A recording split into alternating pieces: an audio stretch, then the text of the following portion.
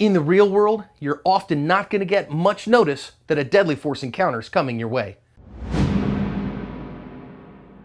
Hi everyone, this is John with today's active self-protection lesson out of Washington, D.C. Shows us an online classified sale that goes really wrong. Teaches us some important lessons about the dangers of online classified sales, about defending yourself from the ambush and surviving the ambush, and about getting out of the danger zone as fast as you can. This is an online classified setup apparently on social media, but if you go read the news story that is linked in the description, what you're going to find is that these young men have done this several times and are using a false address. So they have called about a pair of blue Jordans, and the guy in the red has got that, and now he is going to offer a sale. Now what you look at here is this looks all fairly normal. He's going to go ahead and get it out of the bag for them to look at, and of course we would expect them to inspect it and those kind of things. And I don't really see anything here that sets alarm bells off at this point, but when the guy goes to get some money out of his pocket, he pulls a gun instead and takes 3 shots at the seller. Now, that's as fast as this one happens. There are 8 lessons on our website. I'd encourage you to click through the link in the description to read them. But let's talk about the most important ones here. First of all, setting up online classifieds. If you do that, make sure you do it in a very public place. Most police departments offer a place to do online classified sales these days, and I would encourage you to use them.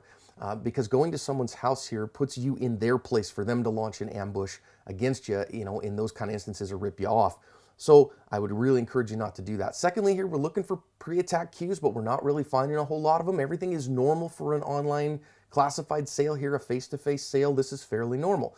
But now we got to start thinking about some things. If you don't know somebody and you're in this kind of an arrangement, make sure that you watch the hands. They say that the eyes are the windows to the soul, but the hands are the windows to the intent. So if somebody goes reaching in a pocket or something, you make sure that you pay attention to those hands. Looks like the guy in red was definitely doing that in this instance. Now we're going to see the gun come out here, and this is as much time as you got. I don't care if this man in red has a firearm on him. He's not going to get to that. You cannot draw on a drawn gun like this. You're going to have to use your hands. So he reacts instinctively, does very well here, and practices the first of those 5 Ds plus 1, which is to deflect. Once the distance is covered, you got to deflect. He does that here, and so he doesn't get shot with that first shot, very thankfully.